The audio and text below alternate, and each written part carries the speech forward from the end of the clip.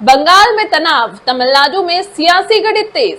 चुनावी नतीजों के सिर्फ 2 दिन बाद ही पश्चिम बंगाल का माहौल अचानक बदल गया है। कोलकाता में ममता बनर्जी और अभिषेक बनर्जी के घरों से अतिरिक्त सुरक्षा हटा ली गई, जिससे सियासी हलचल और तेज हो गया। इसी बीच हिंसा की खबरें भी सामने आई। न्यू मार्केट इलाके में भीड़ ने टीएमसी के पार्टी ऑफिस पर बुलडोजर चला दिया।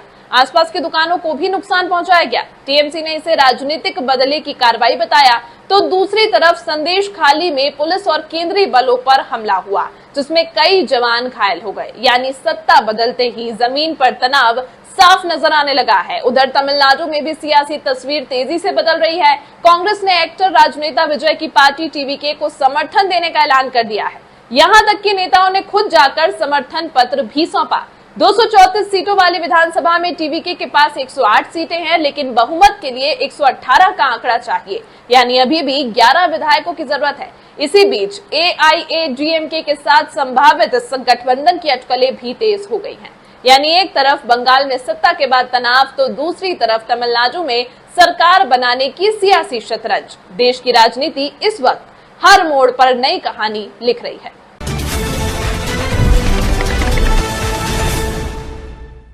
क्या आपने कभी लोकतंत्र के उत्सव के बाद मलबे की गूंज सुनी है?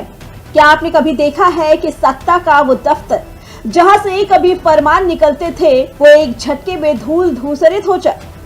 पश्चिम बंगाल की राजधानी कोलकाता से आई ये तस्वीर सिर्फ बुलडोजर एक्शन नहीं, ये उन आंसुओं का जवाब है जो बरसों से टीएमसी के कथित अत्याचारों के नीचे दबे थे। आज हम आपको सिर्फ खबर नहीं दिखाते, आज हम आपको दिखाएंगे कि कैसे 2026 के जनादेश ने बंगाल की सड़कों पर योगी मॉडल की एंट्री करा दी। तैयार हो जाइए, क्योंकि आधी रात को कोलकाता में जो हुआ उसने इतिहास बदल दिया। तारीख 5 मई, वक्त रात के 9 बजे। जब पूरी दुनिया सोने की तैयारी कर रही थी, तब कोलकाता का मशहूर हॉग मार्केट यानी न्यू मार्केट बुलडोजरों की गड़गड़ाहट से कांप रहा था। एक नहीं, 2 नहीं, दर्जनों बुलडोजर एक साथ सड़कों पर उतरे।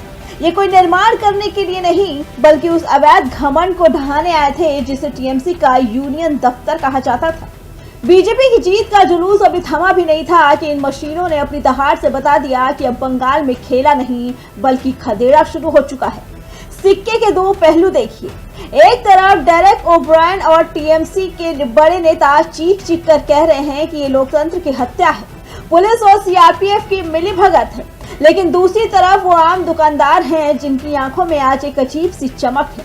चर्चा तो ये भी है कि यूपी से 250 बुलडोजर बंगाल की सीमा पार कर चुके हैं। हालांकि हम इसकी पुष्टि नहीं करते, लेकिन मंजर बिल्कुल वैसा ही है जैसा उत्तर प्रदेश में दिखता है। मुख्यमंत्री योगी आदित्यनाथ ने चुनावी रैलियों में बार बार कहा था, ममता दीदी अगर गुंडे नहीं संभल रहे तो यूपी से बुलडोजर मंगवा लो। लगता है आदेश का पालन हो गया। न्यू मार्केट में जो ढांचा गिरा, स्थानीय लोगों के मुताबिक वो एक गरीब दुकानदार की जमीन पर किया गया अवैध कब्जा था, जिसे टीएमसी के बाहुबलियों ने अपना ठिकाना बना लिया था। आज बंगाल की गलियों में जय श्री राम के नारों के साथ बुलडोजर का शोर मिक्स हो गया है। टीएमसी इसे प्रतिशोध कह रही है और जनता इसे हिसाब किताब। लेकिन हकीकत यही है कि जब सत्ता जनता की रक्षक बनने के बजाय भक्षक बन जाती है, तो न्याय की मशीनें इसी तरह आधी रात को निकलती हैं। क्या ये सिर्फ एक शुरुआत है? क्या बंगाल के हर अवैध कब्जे का यही हश्र होगा? तमिलनाडु की राजनीति इस समय एक बेहद दिलचस्प मोड़ पर खड़ी है। अभिनेता से नेता बने थलपति विजय की पार्टी टीवीके ने चुनाव में शानदार प्रदर्शन करते हुए 108 सीटें जीत ली हैं और राज्य की सबसे बड़ी पार्टी बनकर भी उभरी है। लेकिन बहुमत का आंकड़ा अभी भी दूर है और असली राजनीतिक लड़ाई अब शुरू होती है। तमिलनाडु विधानसभा में 234 सीटों में सरकार बनाने के लिए 118 विधायकों का समर्थन जरूरी है। विजय 2 सीटों से जीते हैं। ऐसे में एक सीट छोड़ने पर उनकी पार्टी के पास प्रभावी संख्या 107 रहेगी। यानी सत्ता तक पहुंचने के लिए अभी भी उन्हें 11 विधायकों की जरूरत है। सबसे पहले बात गठबंधन की। टीवीके लगातार अन्य दलों से बातचीत कर रही है। इंडियन नेशनल कांग्रेस के 5 विधायकों का समर्थन लगभग तय माना जा रहा है। इनके अलावा वीसीके, सीपीआई और सीपीआईएम जैसे दलों से भी संपर्क लगातार जारी है। अगर ये पार्टियां साथ आती हैं तो बहुमत का रास्ता काफी हद तक साफ हो सकता है। बदले में सहयोगी दलों को मंत्री पद देने पर भी चर्चा जारी है। इसी बीच आपको बताते संभावित टूट-फूट और राजनीतिक दबाव से बचने के लिए टीवीके ने अपने सभी विधायकों को महाबलीपुरम में एक होटल में ठहराया। ये कदम एहतियात के तौर पर उठाया गया है ताकि किसी भी तरह की खरीद फरोख्त या दबाव की राजनीति को रोका जा सके। वहीं दूसरा बड़ा विकल्प है एआईएडीएमके के भीतर सेंध लगाने का। सूत्रों के मुताबिक टीवीके के कुछ नेता एआईएडीएमके के संपर्क में हैं और पार्टी के भीतर समर्थन जुटाने की लगातार कोशिश कर रहे हैं। अगर एआईएडीएमके का कोई धड़ा साथ आता है तो उससे विजय के लिए सरकार बनाना आसान हो जाएगा।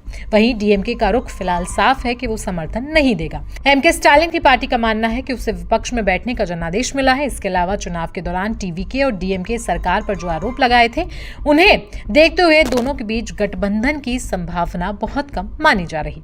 वहीं एक और अहम पहलू फ्लोर टेस्ट का है। अगर विश्वास मत के दौरान विपक्ष के कुछ विधायक सदन में अनुपस्थित रहते हैं या वॉकआउट कर देते हैं तो बहुमत का आंकड़ा कम हो सकता है। इस स्थिति में टीवीके के लिए मौजूद संख्या के साथ ही सरकार बनाना संभव हो जाएगा। अब एक नजर डालते हैं राज्यपाल राजेंद्र विश्वनाथ आर्लेकर की भूमिका पर। उनके पास 2 विकल्प हैं, या तो पहले विजय से बहुमत का समर्थन पत्र मांगा जाए या फिर उन्हें सरकार बनाने के लिए बुलाकर बाद में सदन में बहुमत साबित करने का मौका दिया जाए।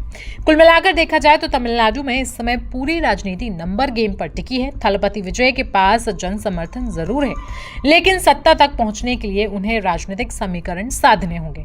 आने वाले कुछ दिन ये तय करेंगे कि क्या विजय सच में मुख्यमंत्री की कुर्सी तक पहुंच पाते हैं या फिर नहीं। Today we had a meeting to discuss about the Tamil Nadu political situation, basically post-election scenario. Honorable Congress President Mallikarjuna Kharge ji, LOP Lok Sabha Rahul Gandhi ji,